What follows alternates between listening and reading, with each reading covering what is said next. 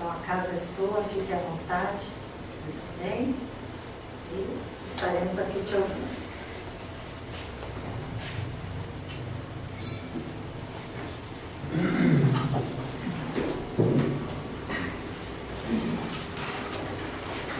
Boa noite a todos. Boa noite.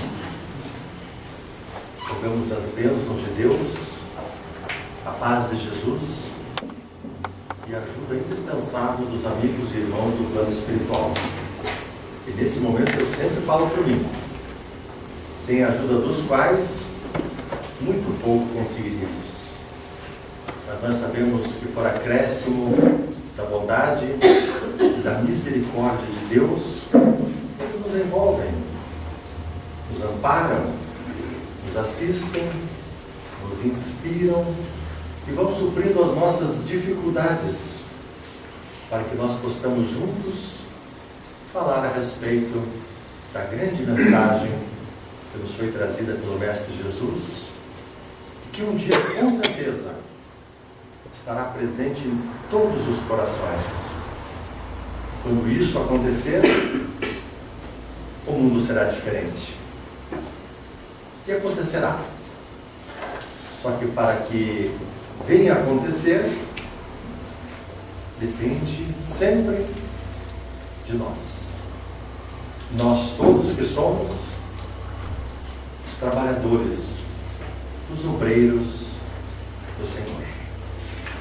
Eu quero agradecer mais uma vez a Lourdes, nossa amiga querida do coração, que nos proporciona momentos de contato com companheiros, companheiras, amigos e amigas também do coração, para participarmos desses momentos que muito nos fortalecem, que muito nos ajudam. Muito obrigado. Nós gostaríamos de começar as nossas reflexões dessa noite lembrando um ensinamento que nos foi trazido pelo Espírito Emmanuel, pela psicografia, pelas mãos abençoadas do médium Francisco Cândido Xavier. Acho que agora sim, né? Então, e a obra é tão pequena, a gente vai ver, é um livro tão pequeno, mas ele é muito interessante porque ele se registra, ele se reporta justamente a semente de mostarda, que na parábola de Jesus é uma das menores sementes que existem, mas que produz uma árvore frondosa, onde os pássaros vêm se abrigar, onde proporciona sombra aos viajantes e vai proporcionar então muitos benefícios, muitas alegrias, não obstante ser uma das menores sementes.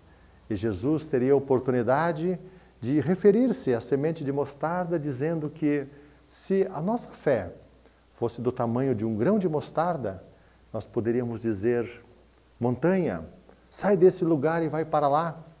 Claro que de uma forma figurada, referindo-se àquelas montanhas de problemas, de dificuldades, de angústias, coisas que abalam a nossa vida, mas comparando então a nossa fé nesse sentido com o grão de mostarda.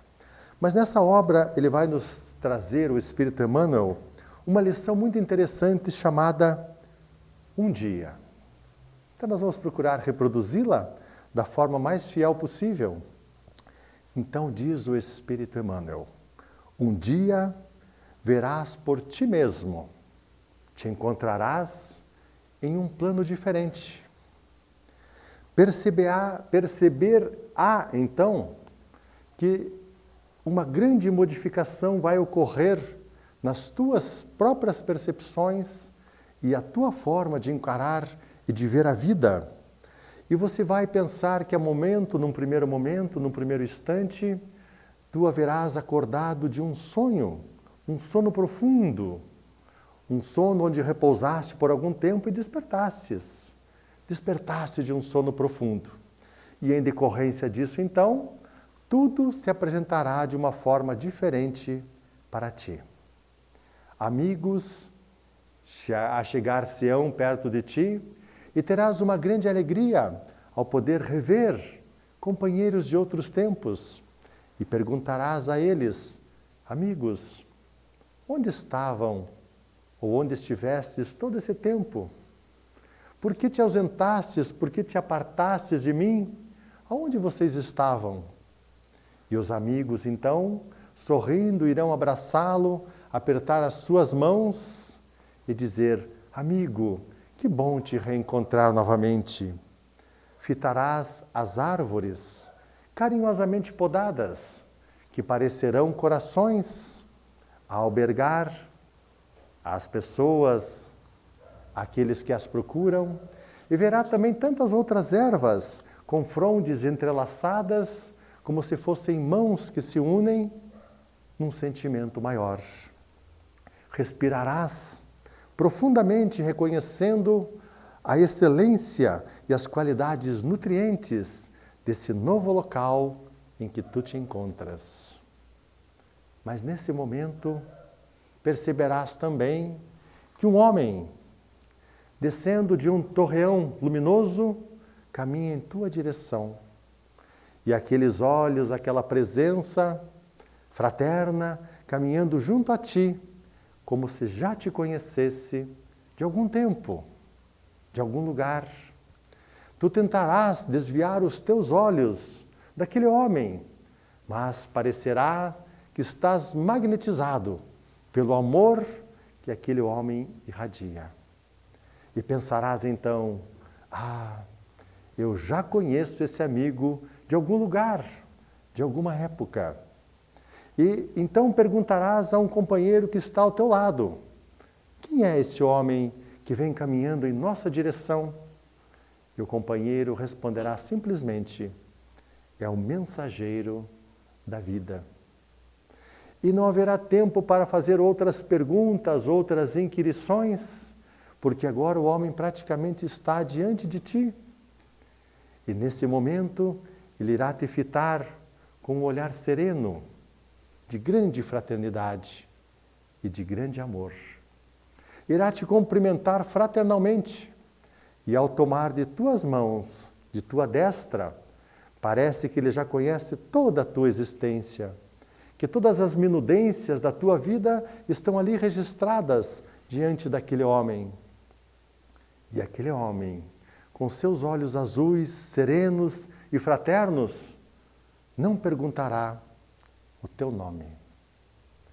Não indagará de que família tu é procedente, e muito menos qual a tua posição ou que posição ocupaste do local de onde vieste. Ele te olhará com muita ternura, com muito carinho e com muito amor, e fará uma pergunta somente: amigo, o que fizeste? É de uma profundidade a lição que o Espírito Emmanuel nos apresenta numa obra tão simples, num livro tão aparentemente singelo e numa lição, mas a profundidade do ensinamento merece reflexões mais apuradas de nossa parte. Assim como essa pessoa um dia vai se ver nesse plano e deparar-se com essa situação, isso quer dizer que nós também nos depararemos mais cedo ou mais tarde numa situação semelhante a essa. Se tivermos o merecimento de estagiarmos o menor tempo possível nas regiões necessárias ao desfazimento dos nossos enganos, das nossas ilusões, onde iremos queimar aquilo que nós temos que ainda é deteriorado em nossas vidas. Esse local chamado umbral, que tem a finalidade de resgatar os ensinamentos maiores, as posturas edificantes e deixar então, tirando da nossa mente, do nosso coração, sentimentos ainda de raiva, de vingança, de ódio, que todos nós temos em determinados momentos de nossas vidas. Esse local vai servir para que nós deixemos lá esses sentimentos, essas sensações, essas vibrações que são perniciosas a um local de paz, de harmonia e de equilíbrio. Mas então, pensando agora, já quando nós chegarmos nesse local de harmonia, de paz e de equilíbrio, se esse ser extraordinário, ou um de seus representantes, um de seus emissários, chegar até nós e perguntar: amigo, o que fizeste? Essa é a pergunta mais importante. Não haverá outras indagações, porque outras indagações: quem eras? Que família pertenceste? Que posição ocupaste? Quais as suas aquisições materialmente falando? Não terão valor nesse local e nesse encontro com esse amigo querido. Precisamos parar, precisamos pensar, porque o dia que nos for perguntado: amigo, o que fizeste? Possamos ter as respostas necessárias. O que nos chama a atenção é a forma carinhosa com que Jesus chama a todos nós. Vamos nos reportar ao momento que é um dos mais importantes e significativos de Jesus vivendo conosco aqui na Terra. Já depois da última refeição que Jesus fizera com seus amigos, com seus apóstolos e discípulos, ele terá então a oportunidade de dizer: eu não vos chamo mais de servos, porque o servo não sabe a vontade do seu Senhor, mas eu vos chamo de amigos, porque o amigo sabe a vontade do seu Senhor. Os amigos compartilham entre si os ensinamentos, os direcionamentos. Eu fico sempre imaginando essa passagem, Jesus chegando para os discípulos e apóstolos e dizendo: amigos, a partir de agora eu os chamo de amigos, que é um designativo excelente. São pessoas a quem nós temos carinho, atenção, cuidados. Assim nós os temos para com os nossos amigos. Então Jesus passa a chamá-los de amigos. Mas, alguns instantes após Jesus designar assim os discípulos e apóstolos, ele diz: um de vós, que aqui estáis, um de vós me trairás. E os apóstolos e discípulos, agora amigos, olham para ele e fazem uma pergunta: mestre, serei eu que irei te trair? E é tão interessante essa passagem que, se formos analisar de forma muito rápida, muito superficialmente, poderíamos perguntar: mas aquele que vai trair já não sabia, já não tinha o seu intento, as suas disposições de assim fazer e de assim agir? Por que eles então perguntam: mestre, serei eu que irei te trair? Mas, na verdade, a pergunta não tem nada de estranho, nada de anormal, porque se nós pensarmos que nos dias de hoje, Jesus, que chamou amigos aos primeiros discípulos e apóstolos, e hoje estende esse designativo a todos nós, todas as vezes que nós, hoje, já conhecendo os seus ensinamentos, os seus direcionamentos, as suas vivências, os seus exemplos, que cabem em todos os momentos de nossas vidas, e todas as vezes que nós agirmos em desacordo com esses ensinamentos, com essas vivências, nós estamos negando-o, nós estamos, consequentemente, traindo. A pergunta não é descabida, somente para as nossas reflexões. Os meus discípulos serão conhecidos por muito se amar. Então, nosso papel é a vivência da mensagem de Jesus. Mas, logo depois desse momento, ainda logo após essa última refeição, quando Jesus, sabendo que o seu momento, a hora crucial de sua existência conosco, de testemunho, de mostrar como passar pelas grandes dores, pelas situações mais difíceis da vida, se aproximava, e ele passou somente para nos ensinar como passar, já que nada devia, já que nada precisava resgatar. Aquele momento se aproximava E ele então convida aos amigos para irem ao Monte das Oliveiras orar. Antes, porém, ele vai deixar claro que um daqueles que estavam junto com eles, ali naquele momento, naquele local restrito, seria a pessoa que o entregaria, que o traria. Porque ele mesmo diz, aquele que eu molhar o pão, e molhar no vinho e entregar, esse me trairá. E entrega a um dos discípulos, a um dos apóstolos, definindo então quem seria. Estava claro, estava definida a situação. Vão orar no Monte das Oliveiras, agora somente 11, porque justamente aquele que recebera o pão afasta-se. Mas dentro de alguns minutos irá acontecer algo em termos de ensinamento que é espetacular. Estão orando e de repente percebem que os soldados estão chegando. E juntamente com os soldados que viriam para prender Jesus, está aquele amigo, aquele discípulo, aquele apóstolo, que em poucos minutos antes estava ali convivendo da vida de Jesus. E quando eles se aproximam, e o sinal combinado, ele dará um beijo naquele que deverá ser preso. E ao se aproximar, então, o discípulo e apóstolo, e quando ele vai ao encontro de Jesus, é nesse momento que nos surpreende O ensinamento dado pelo Mestre. Ele vai fazer uma outra pergunta. Quando ele vê que o apóstolo caminha em sua direção, ele pergunta: amigo, a que vieste? É muito profundo. O ensinamento é grandioso, porque ele já sabia, ele próprio definir aquele que o iria trair.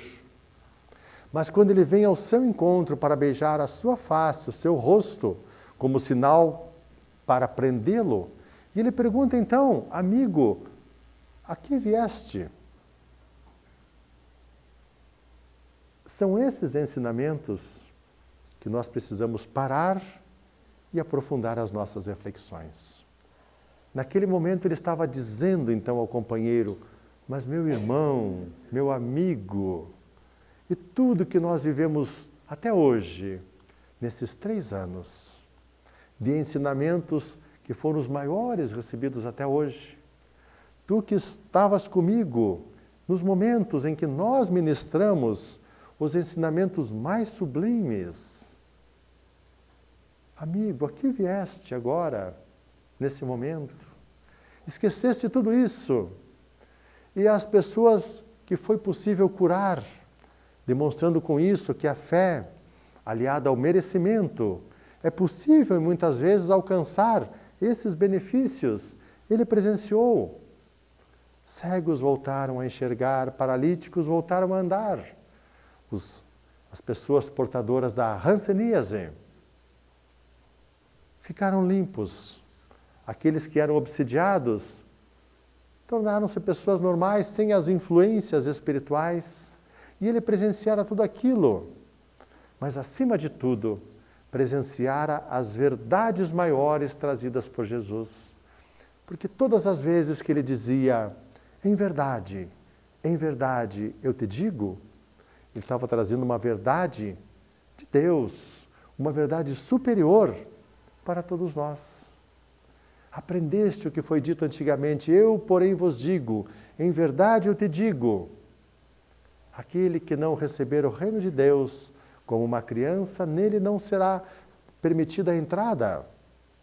Naquela simplicidade, naquela doçura de uma criança. Aprendeste o que foi dito com os antigos: não matarás. Em verdade, eu, porém, vos digo, aquele que se encolerizar contra o seu irmão, merecerá igualmente condenação e juízo. E vai trazendo as grandes verdades para toda a humanidade. Então, naquela pergunta: amigo, a que vieste? Como se estivesse perguntando: meu irmão, e tudo que nós vivenciamos até hoje?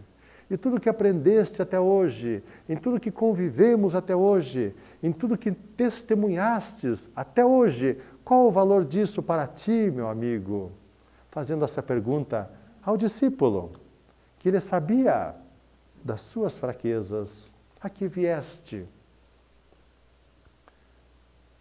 O discípulo vai e beija o seu rosto.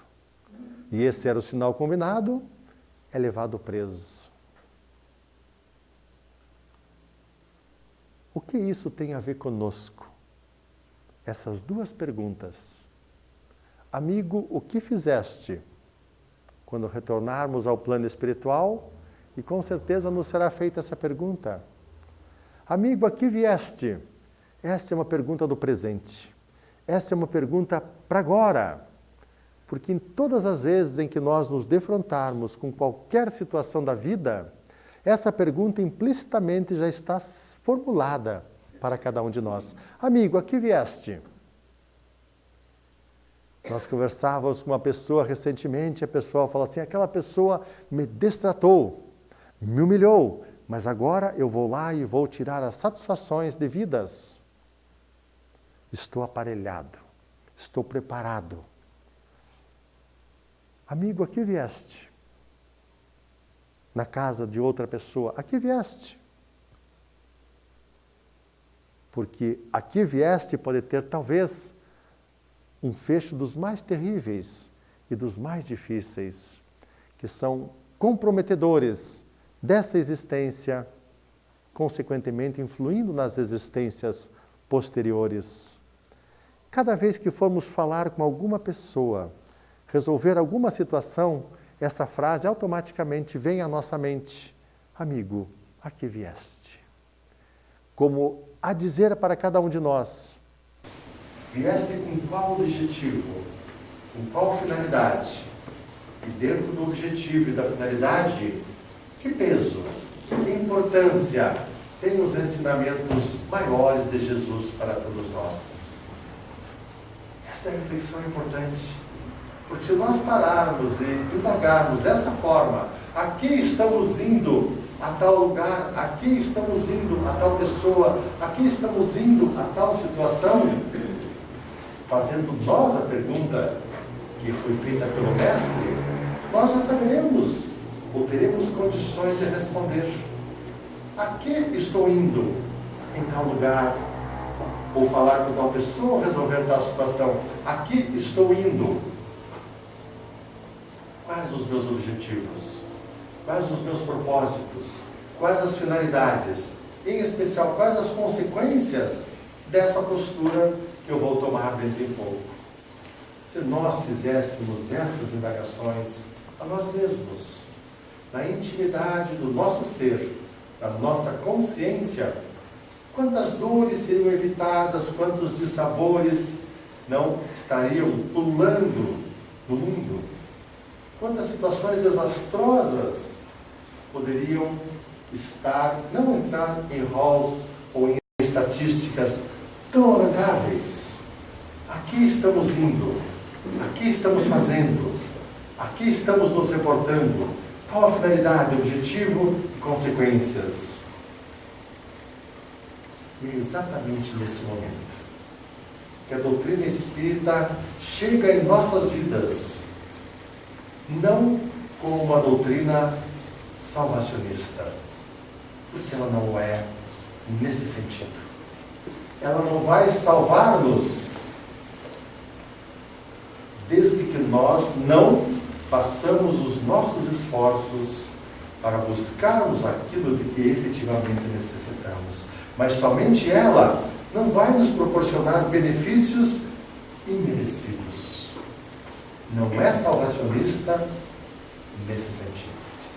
Ela não vai resolver os nossos problemas, mas vai nos dar todas as condições para que nós, entendendo a causa do problema, venhamos a trabalhar nele e aí sim, sejamos os grandes beneficiários, porque teremos o mérito pelas nossas ações. O entendimento é completamente diferente. Dessa forma, então, não basta simplesmente nós irmos algum segmento religioso e frequentarmos a atividade, o culto, não é o suficiente mais hoje em dia, em nenhum segmento religioso, como também não é suficiente dentro da própria casa espírita, virmos a uma casa que nem essa, que nos acolhe com tanto carinho.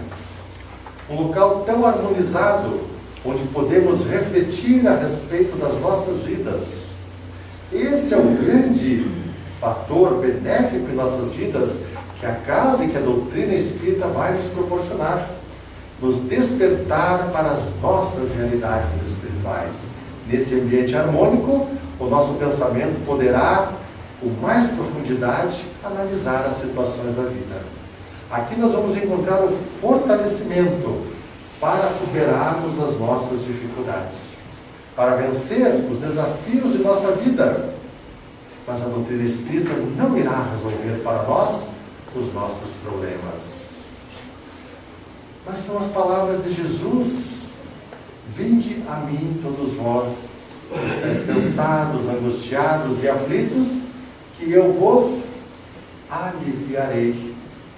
Ele não falou: vinde a mim que eu vou resolver os seus problemas, eu vou tomar os teus pecados e tudo estará resolvido. Esse é um entendimento equivocado.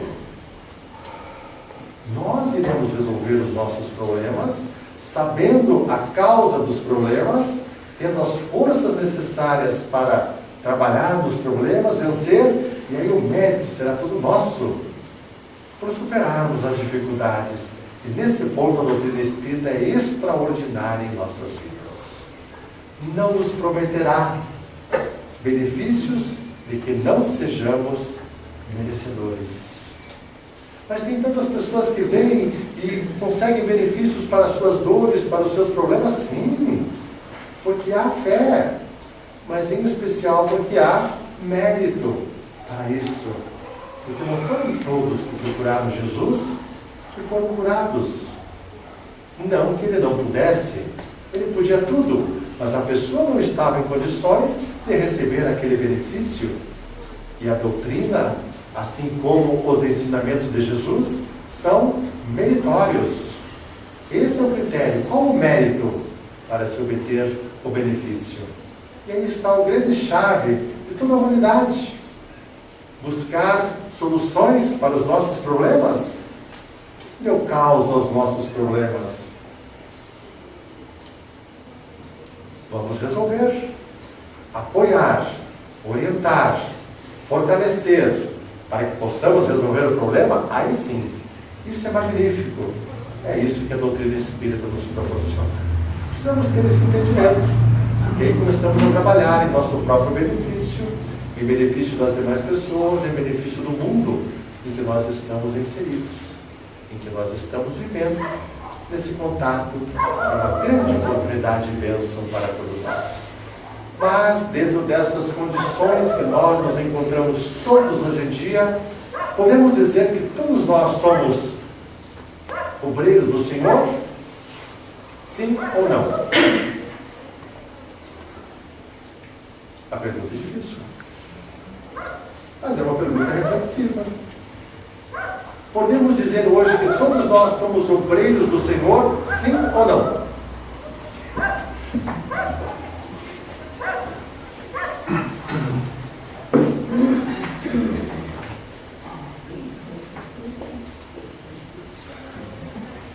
Podemos dizer hoje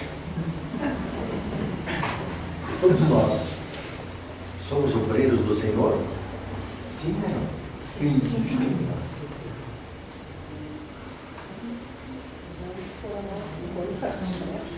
A pergunta é interessante, né? A doutrina espírita nos faz refletir. Isso que é importante em nossas vidas. Ela não vai impor nada para nós. A partir de hoje, você é um obreiro do Senhor, está aqui. Ela não vai impor, mas ela vai convidar. E ao convidar, vai dizer por que está convidando.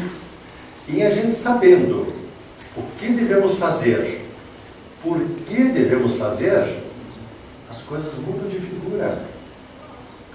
O que você está fazendo? Perguntaram a uma pessoa que estava assentando tijolos. O que você está fazendo, meu amigo? Estou assentando tijolos. Ué. Do lado dele tinha um outro operário também fazendo o mesmo trabalho. O que você está fazendo, meu amigo? Estou construindo uma parede. Muito bem. E a terceira pessoa que estava um pouco mais adiante, o que você está fazendo, meu amigo? Eu estou construindo um edifício que mais tarde terá essa destinação, terá essa finalidade. Os três estavam fazendo a mesma coisa, porém com entendimentos diferentes. Isso é importante para nós nos dias de hoje. Somos obreiros do Senhor? E a resposta é sim, porque somos todos. Mas a pergunta que vem na sequência, temos consciência exatamente do que devemos fazer na condição de obreiros do Senhor? Essa pergunta é fundamental para todos nós. Vamos relembrar, quais foram os primeiros obreiros que o Senhor contou. Quando eu falo Senhor, eu estou me referindo a Jesus. A partir dele, então, vamos tomar ele, né? Ele que foi o grande divisor do tempo e de todos os conceitos para nós. A partir de Jesus, quem foram os primeiros obreiros que efetivamente trabalharam com ele? Perfeito, né? Todos ouviram a resposta?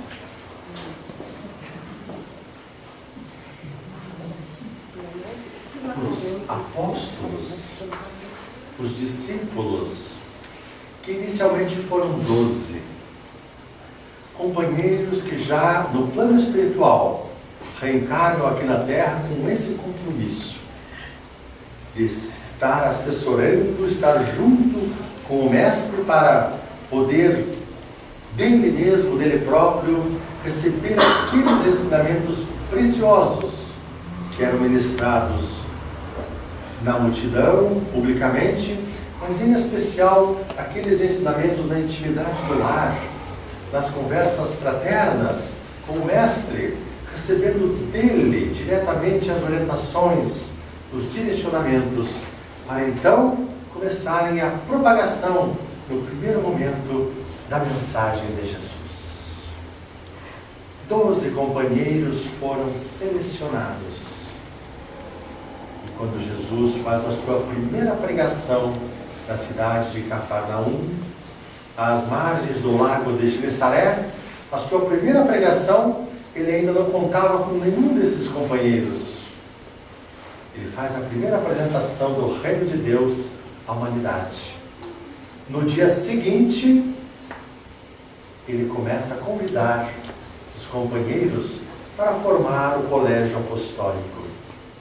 Vai então falar e chama 2 jovens, Tiago e João, filhos de Zebedeu e de Salomé, sua esposa. Essa Salomé não é aquela Salomé de João Batista, não. Esposa de Zebedeu, os 2 filhos. E Jesus, vendo os 2, convida-os para trabalharem consigo no maior trabalho, na maior obra que o mundo iria conhecer a partir daquele momento. Depois, um pouco mais adiante, vai e convida 2 outros irmãos. Simão, que depois seria chamado de Pedro, e seu irmão André. E nós já temos aí, então, 4 companheiros escolhidos diretamente pelo Mestre para o trabalho da primeira hora, do primeiro momento. Chama depois Filipe, e vai chamar lá na coletoria de impostos Levi, que mais tarde seria conhecido por Mateus, que vai ser um dos evangelistas. Nesse primeiro momento, já 2 evangelistas estão presentes. João, o mais novo, o mais jovem de todos os discípulos. E Levi, que seria chamado posteriormente de Mateus. E nós já temos então 6 companheiros a trabalhar. E na sequência ele vai convidar mais os outros companheiros. Tomé, Tiago, filho de Alfeu, chamado de Tiago Menor, Tadeu, Bartolomeu, vai chamar depois Simão, chamado de o Zelote, e depois aquele que viera da cidade de Iscariotes, Judas, natural da cidade de Iscariotes. E nesse primeiro momento, os 12 companheiros formam o colégio apostólico de Jesus, recebem os ensinamentos e têm por atribuição levar a mensagem do Mestre em continuidade, numa tarefa das mais primorosas e importantes, delegadas diretamente por Jesus a esses companheiros. Um deles, depois, equivocadamente, por não compreender a excelsitude, a grandiosidade da mensagem de Jesus, dispersou. Volta pelas vias dolorosas do suicídio ao plano espiritual em momento de grande sofrimento. Mas Jesus, como mais tarde vem nos dizer o Espírito Humberto de Campos, logo depois do seu desenlace aqui na Terra, vai buscá-lo em região de sofrimento. Por amor ao companheiro equivocado, vai buscá-lo antes de retornar às regiões resplandecentes. Vai resgatar o companheiro. Mas nesse momento, um outro companheiro importantíssimo, escolhido no plano espiritual, que no primeiro momento de sua vida havia se distanciado e se desviado do compromisso maior assumido com o Mestre, tanto que o próprio Mestre vem para despertá-lo. E essa palavra é importante, despertá-lo. Saulo, por que me persegues? Quem és? Eu sou Jesus, a quem tu persegues. Aquele foi o momento do despertamento de um nome dos mais importantes na divulgação da mensagem de Jesus a seu tempo e logo depois dele. Porque foi graças a Paulo que a mensagem de Jesus vai aos demais povos, às demais gentes, aos gentios, aos estrangeiros. E a divulgação é extraordinária a partir desse momento. E a figura de Paulo é emblemática. Porque no primeiro momento da sua vida, tantos equívocos, tantos erros, tantos enganos, os mais graves. Mas depois da sua conversão, se torna o maior nome na divulgação da mensagem de Jesus. Um obreiro, um trabalhador, do primeiro momento, da primeira hora, que tem muito a nos ensinar. Não obstante os equívocos, se torna um dos maiores divulgadores. O que nos ensina Paulo com essa postura? Todos nós nos equivocamos, todos nós erramos, cometemos coisas que não queremos lembrar, mas a todos nós, na condição de trabalhadores e obreiros do Senhor, também chamados e convocados, podemos fazer a grande redenção de nossa vida nessa existência. O momento é sublime. Depois dos 12 discípulos, Jesus vai convocar mais 72 companheiros e vai dizer a eles: ireis de 2 em 2, as cidades, as aldeias, as vilas, baterão a porta, e ao abrirem a porta, homenagearão, cumprimentarão aqueles que ali moram, desejando a paz. E se alguém for merecedor da paz, a receberá. Se não for, ela volverá, ela voltará para ti. Não levem nada de valor.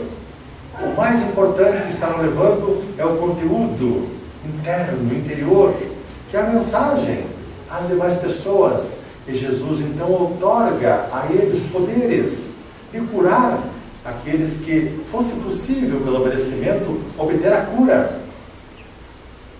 Libertar das obsessões ou dos processos obsessivos aqueles que estivessem sob esse jugo. Mas, acima de tudo, levar a mensagem consoladora, confortadora e esclarecedora do seu Evangelho. 72 companheiros. Depois que o Mestre já havia retornado ao plano espiritual, um dia ele retorna na região da Galileia. As pessoas, os apóstolos, haviam retomado as suas atividades normais de pesca, mas estavam saudosos de Jesus E numa tarde, ao final da tarde, na Galileia, ele aparece novamente a uma pequena multidão que ali se encontrava. E novamente delega, agora a 500 companheiros, que serão chamados depois os 500 da Galileia. Novamente, essa atribuição de levar adiante a mensagem da maneira que for possível, outorga a esses companheiros essa possibilidade redentora para as suas vidas e para as demais vidas. O tempo passa e nós nos encontramos hoje, aqui no Centro Espírita Luiz Picelli, no dia 8 de outubro de 2018, num momento importantíssimo de nossas vidas, de nossas existências. Esse é um momento importante da nossa reencarnação. E que nesse momento, nós também, fazendo reflexões a respeito dessa mensagem, dessas designações dos trabalhadores e dos obreiros, não tenhamos dúvida, todos nós que aqui nos encontramos, todos nós somos obreiros do Senhor, trabalhadores das diversas horas do dia. No nosso caso, já na 11ª hora do dia. O trabalho já começou há mais de 2000 anos. E os trabalhadores vêm fazendo grandes esforços e sacrifícios na seara. Mas Jesus falou, a seara é muito grande, os trabalhadores são poucos. Mais importante do que isso, a seara é tão grande, tanta coisa a ser feita nessa seara, e os trabalhadores ainda estamos tão desatentos às vezes às nossas possibilidades e condições de obreiros do Senhor. E as pessoas muitas nos dizem, mas quem sou eu para ser um obreiro do Senhor? Deus conta com a criatura para auxiliar a criatura. Deus conta com nossos braços, não obstante ainda tão imperfeitos que somos sobre todos os aspectos relacionados com a evolução moral e espiritual. Mas nesse momento, a própria espiritualidade vem nos dizer, por intermédio do Dr. Adolfo Bezerra de Menezes Cavalcante, vós todos sois luz, e aquele que já pode levar um grande archote e iluminar grande parte da escuridão, feliz o é. Aquele que pode levar um farolete enorme e jogar nas regiões de trevas, iluminando, abençoado que é. Mas todos nós que possamos levar uma vela, um palito de fósforos e acender na escuridão, benditos que sois. A mensagem é extraordinária, nos dizendo que todos nós somos trabalhadores na seara do Cristo e compete-nos com isso realizar a tarefa com o que nos for possível. Aquele que pode falar para grandes multidões, fale. Aquele que pode falar para grupos reduzidos, execute.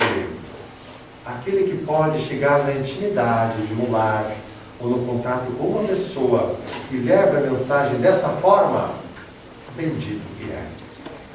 Nos dizendo que todos temos possibilidades, condições para agirmos como trabalhadores do Cristo. Quanto trabalho há a ser feito na sua seara que é tão grande, mas todo o trabalho na seara do Cristo vai começar numa primeira seara, está relacionada com cada um de nós e está localizada mais ou menos nessa região das nossas estruturas, das nossas percepções. O primeiro grande trabalho a ser feito, a primeira atividade, o primeiro campo a ser arado, trabalhado, regado, é no nosso próprio coração. Esse é o primeiro convite que nos é feito como trabalhadores do Cristo. Trabalhemos esta pequena seara, esse pequeno campo, esse pequeno e restrito local para que ele possa se modificar nas suas estruturas. É claro que a linguagem é comparativa, é figurativa. Com isso, quero dizer que temos que trabalhar no campo dos nossos sentimentos, nos tornando pessoas melhores, porque o obreiro do Senhor, quanto melhor ele for, mais benefícios ele pode proporcionar. Por isso que cada aquisição que nós adquirimos e nos tornamos um ponto melhores do que nós éramos, nós seremos também um pequeno patamar elevado na condição de trabalhadores do Senhor. Aquele que se supera, com certeza terá melhores condições de ajudar o outro a se superar. Aquele que vence uma dificuldade terá muito mais condições de ajudar o outro que passa pela mesma dificuldade. Aquele que venceu uma viciação será um farol importante e luminoso diante daquele que está tentando se libertar do seu vício. E veja como o campo é tão grande, que em todos os lugares que nós olharmos, em todas as longitudes e latitudes, haverá dor, haverá necessidade, haverá oportunidade do trabalhador do Cristo atuar.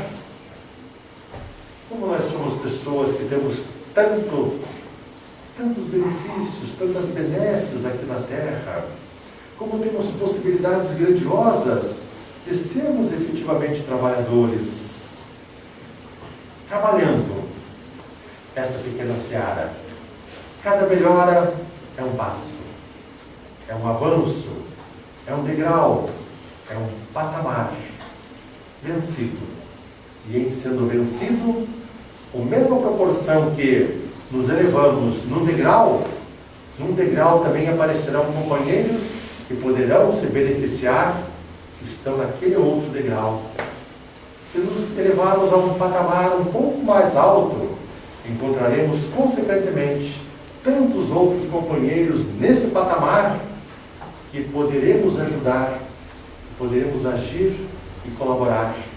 E assim vai proporcionalmente crescendo, porque as palavras de Jesus são tão claras. Quanto mais te for dado, mais te será cobrado. E aquele que mais tem, mais se dará.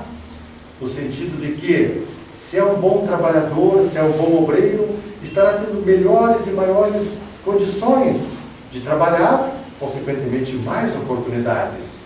Por outro lado, também teremos mais responsabilidades, porque o receber também será proporcional à prestação de contas. Todos somos portadores de muitos talentos. E é nesse ponto que nós nos surpreendemos com as pessoas. Vemos pessoas às vezes tão simples, mas com talentos tão grandiosos, tão brilhantes, que ensinam, que ajudam, que amparam. Conhecemos uma senhora de uma simplicidade ímpar. E aquela senhora, na sua simplicidade, ela fazia um trabalho extraordinário. Nas suas horas de folga, de lazer, que poderia repousar, ela estava ensinando as pessoas a alfabetização, dentro do seu pouco conhecimento, que era muito para aquelas que nada possuíam, mas levando o seu contributo e a sua contribuição, levando as primeiras letras, os primeiros conhecimentos, e a gente olha uma pessoa tão simples, tão humilde, fazendo um trabalho tão grandioso. Vimos pessoalmente, dentro da penitenciária estadual de Maringá, na PEN, pessoas trabalhando dessa forma, professores que deixam os seus momentos da sua hora de lazer para levar os companheiros equivocados naquele estabelecimento correcional que ainda está longe de corrigir moralmente e socialmente as pessoas, está tão longe, mas os trabalhos começam a ser feitos. Então aquelas pessoas que vão lá, nós dizemos: tão grandioso tu és ao fazer um trabalho dessa natureza. Quantas pessoas estão realizando trabalhos grandiosos em todas as áreas, onde há necessidade, onde há carência, onde há dor, onde há sofrimento. Essas pessoas são os trabalhadores da seara do Cristo. Essas pessoas poderemos ser nós, quando nós começamos a tomar consciência dessa nossa condição de trabalhadores da seara do Cristo.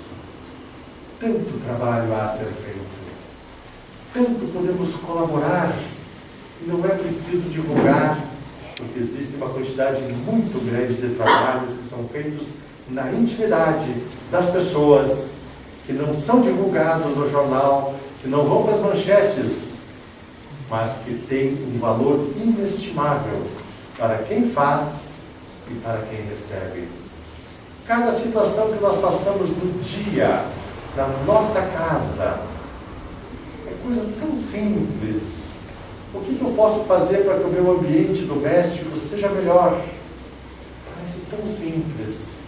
O que eu posso fazer hoje para que o ambiente doméstico do meu lar, do nosso lar, seja melhor? Em sentido material, em sentido de equilíbrio emocional e espiritual, o que eu posso fazer? Tanto a gente pode fazer dentro do nosso próprio lar. O que eu posso fazer de melhor no meu local de trabalho hoje? O que eu posso fazer? Como eu posso ser um trabalhador dentro do meu local de trabalho? Não quer dizer com isso, gente, pelo amor de Deus, né, que vamos pregar lá na verdade, né? Agora eu vou pregar para vocês, meus irmãos. Nós ouvíamos muito isso, né? Quando íamos lá em Brasília, as pessoas entravam no metrô e abriam lá os livros. Agora eu vou pregar para vocês. Não é esse o trabalho. Porque tudo tem local, tudo tem hora, tudo tem momento. E o bom trabalho, o melhor trabalho, é aquele feito com exemplo, com dedicação. Posso levar para o meu ambiente de trabalho que vai melhorar as condições do local de trabalho. Nesse momento nós somos um trabalhador do Senhor. E poderemos ser os dos mais eficientes, os dos mais produtivos. O que eu posso ajudar nesse local do trabalho? E em qualquer situação que nós estivermos, nós podemos nos colocar na condição de trabalhadores do Senhor. Porque todo local, todas as pessoas, todas as situações, há espaço de sobra para que os trabalhadores, para que os obreiros do Senhor possam efetivamente trabalhar. Quantas oportunidades, quantas bênçãos todos nós temos em nossas vidas. Quantas? A beleza é quando a doutrina espírita vem nos convidar, despertando-nos das nossas realidades, fazendo-nos relembrar das nossas responsabilidades e dizendo, cada um faça o que é possível, porque se cada um fizer o que é possível, a melhoria vai ser tão grande, vai ser tão significativa, e o mundo com certeza irá melhorando-se, pouco a pouco, quando nós começamos a fazer aquilo que é possível. Não se exige de ninguém esforços sobre-humanos, simplesmente aquilo que já é possível nesse momento para nós. E é uma coisa interessante, que do possível é como se fosse efetivamente subir um degrauzinho. Subimos um degrau. E ao subir aquele degrau, nós começamos a ver que naturalmente situações começam a aparecer onde nossa presença, onde nossa colaboração se fará necessária naturalmente. É algo tão interessante, mas para isso precisamos subir o primeiro degrau. Subimos o primeiro, subimos o segundo, daqui a pouco as coisas começam também a se ampliar. E aí nós entendemos a mensagem de Jesus. Aquele que for fiel no pouco, receberá mais. Aquele que tem um talento e está empregando bem o talento, será dado outros talentos, outras possibilidades.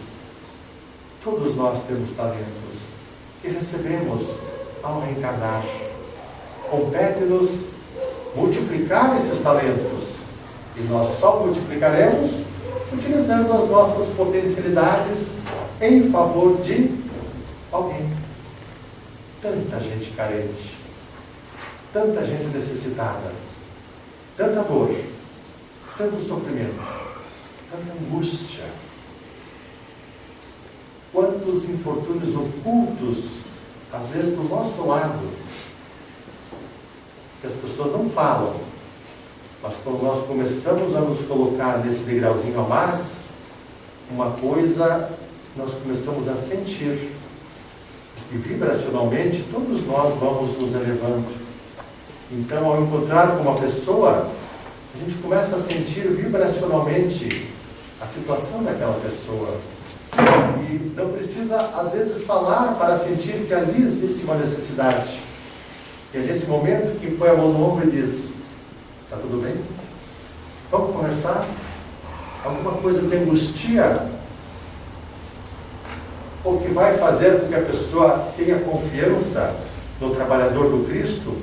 Não são as suas palavras, são as vibrações que são emitidas e que vão chegar na necessidade.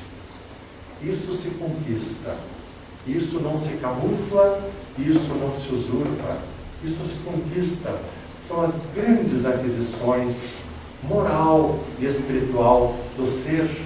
E começa a entender pessoas, começa a sentir o que as pessoas sentem.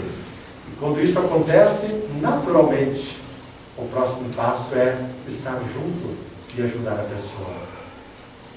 Os benefícios que você tem em decorrência disso, não dá para explicar.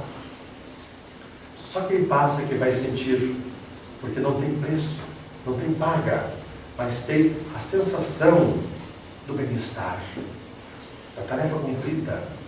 Eu tenho certeza, né, Lúcia, que você sai daqui toda segunda-feira e vem para casa e tem uma noite tranquila, de sono, de paz, e não se explica, né, Oswaldo? Não tem como explicar, né? Porque você sente, esse trabalho não tem paga, não tem recompensa, mas o benefício que ele proporciona em paz, em harmonia, vibracionalmente, o que se recebe é tão extraordinário. Não percamos mais oportunidades, trabalhadores, obreiros do Senhor. Possamos, a partir desse momento, trabalharmos efetivamente, aonde estivermos, com quem estivermos e o que estivermos fazendo. Em todo local haverá espaço para o trabalhador do Senhor. O trabalhador do Senhor somos todos nós.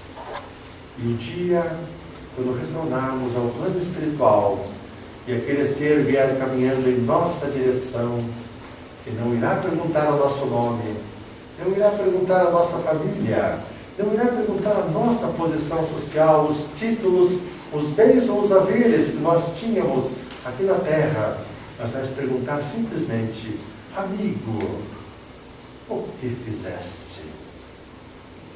Que todos nós possamos, nesse momento, ter o coração tranquilo, ter a mente harmonizada e equilibrada, e a hora que formos começar a falar, ele vai dizer: não precisa. Não precisa me dizer, porque já exteriorizas tudo o que és, sem precisar falar. Que Deus e Jesus nos abençoem a todos, nos fortaleçam, nos envolvam em muita luz, em muita paz, em muito amor, e que nós possamos efetivamente sermos, em todos os momentos, os obreiros do Senhor. Para encerrar, gostaríamos de relembrar um poeta que muito gostamos, indiano, Rabindranath Tagore. Prêmio Nobel de Literatura, no início do século passado, conheceu pessoalmente Gandhi e não chamava-o de Gandhi, referia-se a ele como Mahatma, que é grande espírito, grande alma, pela sua admiração e carinho por aquele homem extraordinário.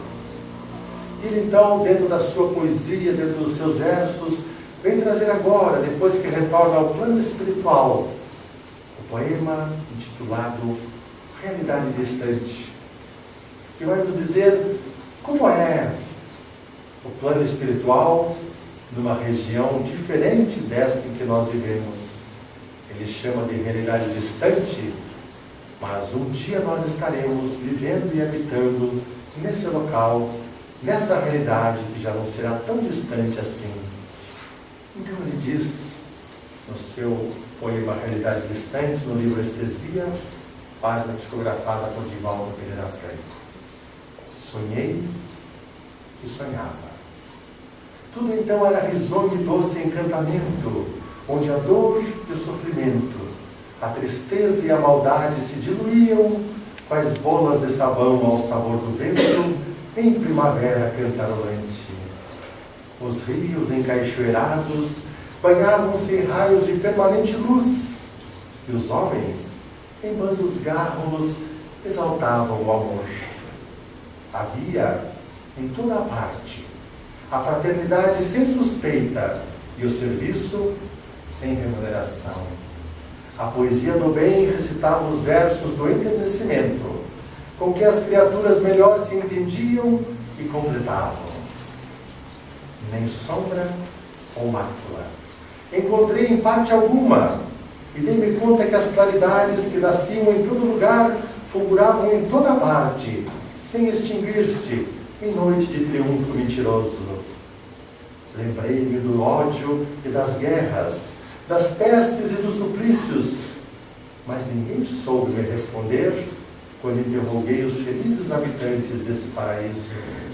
Todos eram jovens e sábios, com a idade dos tempos vencidos, além dos tempos a vencer. Nem sombra ou mácula encontrei em parte alguma. A realidade chegou e despertou-me dizendo em canção de esperança: amigo, o que fazer? Como despertar? E eu digo, fico esperando que um dia o carro do Rei da Juventude e da Paz rasgue a estrada do infinito no rumo do sem fim, e esse querido amigo possa chegar até mim, me dizendo: amigo, conto contigo para as tarefas, para as atribuições, para os labores do mundo, porque em ti deposito a minha confiança e te convido para o trabalho e para o labor que compete a nós todos. A realidade chegou novamente e despertou-me, dizendo agora em canção de esperança: ama, trabalha, confia e espera. Amanhã já não sonharás, porque amanhã o teu sonho já será. Realidade distante, que possamos trabalhar para um dia chegar a essa realidade. Muito obrigado a todos, uma ótima semana com muita luz, muita paz, muito amor no coração.